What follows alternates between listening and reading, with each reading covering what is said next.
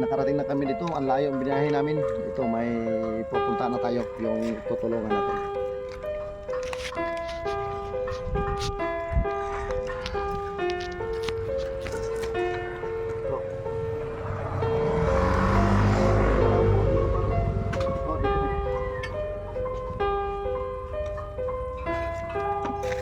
Kapatid, nakarating natin kahit paano dito.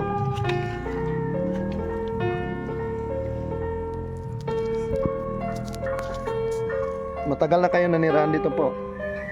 Bago lang po kami dito lumipat. Ito yung sa inyo to dito? Hindi po kasi parang pinahiram lang po sa amin po. Pinatira lang kayo. Pinatira. Ilan yung anak niyo, ma'am? Dalawa po yung sa akin, tapos dalawa din po sa ate ko. Paano naman yung pamumuhay niyo po? Yung sa pang-araw-araw? Medyo gipit din po kasi. Gipit. Anong hiling niyo dito para baka may magbigay sa atin ng sponsor po? Sana lang po kung sakaling may gustong tumulong kahit na pampagawa lang po ng konting Tirahan po. Opo. Yung anak mo nag-aaral na ito po? Hindi pa po kasi hirap po siya makapagsalita, hindi po siya Nasaan yung panganay? Yung panganay ko po lalaki. Nasaan siya? Ito po. Hindi makapagsalita? Hindi po siya gano'ng makapagsalita, tsaka hindi po So kapatid, titingnan mo muna yung bahay. Dito kapatid yung open yung bahay ng mga kapatid. Ito dalawa yung anak niya. Yung ito daw isa hindi nakapagsalita. Ito. Yung panganay, ito lang yung bahay na. Ito kapatid. Ito lang. Wala daw silang matira, no? Sobra pang musok. Ito yung lang kapatid. Exercise lang. Ito na yung dito na. Yung mga gamit lang yan po. Ito yung bahay lang, gawa lang sa luna. Ito po. Ito yung bahay lang. Inano lang ng luna mga kapatid. May lang kasi sa akin, nag-visit kasi pinuntahan ko kasi paano makatulong tayo. So tingnan mga kapatid, ayan lang mga bahay lang kapatid. Ito po. Ano pang pangailangan dito nyo po? Yung naman trabaho sa asawa nyo po? Ano lang po siya, yung nagpuputol lang po siya ng kawayan. Ay, nagpuputol lang ng kawayan.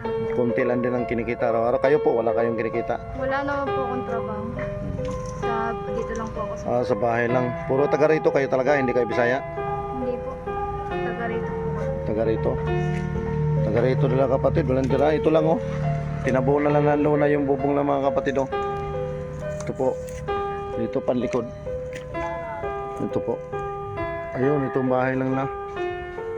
Pinatira lang daw sila dito. Sabihin mo yung pangailangan mo, baka may magbigay ng mga magandang loob sa atin. Para kung mayroong tulong yung mga pangailangan pang araw-araw nyo, kung para kahit paano may sabihin mo yung lahat, yung sabihin mo. Yung mga kailangan po na paggastos araw-araw. Yung mga pang araw-araw yung mga pagkain. Sabihin mo dito para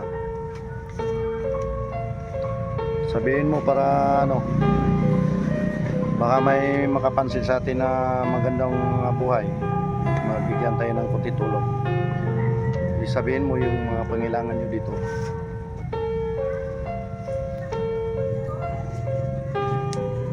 Yung mga kailangan nyo, mga lang pagkain sa araw-araw.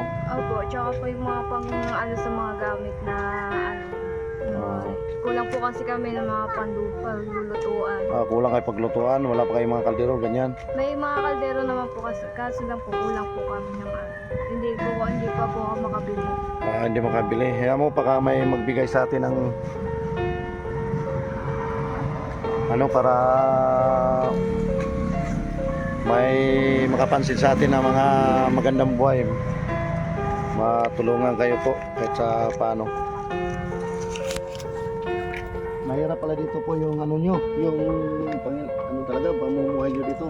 Mahirap po talaga dito. Sa pang-araw-araw, no? Kaya minsan po sumasahod po yung dalawa Puro yung palang dalawang anak mo, wala ka pa nag-aaral? Wala pa po. Dito lang yung tirahan nyo. Dito lang tirahan na kapatid oh. Parang ano Minsan lang po sila kasi dito. yung ano po nila sa kawayan. Minsan 2 linggo po sila bago sa Hayaan mo pag may pag hindi pa po sila nakakapagbiyahe, hindi po sila sasama. may magbigay sa atin ng ano kami, marami namang mga FW yung handa tumulong sa mga atin dito sa mga kababayan na mga naghihirap dito sa atin sa Pilipinas. Kaya mo pag may tumulong, ano kagad natin, ipaayos kung saan kayo pwedeng ano, bilhan natin yung pangailangan. Puro kita, babalikan kita dito. Para bigyan kita ulit tulong. Ito may konting akong bigas na ibibigay sa inyo para kahit paano may pansahin ko. Salamat. Ito may konting halaga din, pasensyahin mo na kasi bago lang akong vlogger kasi hindi pa ako nakapagsahod. Kaya pasensyahin mo itong ibigay ko sa iyo. Pasensyahin mo, pagbalik na lang, bilhan kita ng ano, bigas pa yung ulit, grocery, lahat kumpletuhin ko para maka ano yung sa pang-araw-araw makatulong sa inyo. Opo, salamat po. Yung sinabi mo mga kulang, lagay ng mga pinggan, Opo. pati mga pinggan wala kayo? Oo, May bibigyan ko rin mga kayo. pinggan naman po kami kasi yung pinakalagayan lang po siya. Tapos yung mga konting baso. Sige, pagbalik ko, babalikan kita Opo. para matulungan kita kahit paano. Opo, sige. Kung mayroong magbigay sa atin mas maganda para mapaayos na yung bahay niyo. Kasi kawawa, may mga bata lang. Hanggang dito na lang mga kapatid. Maraming salamat.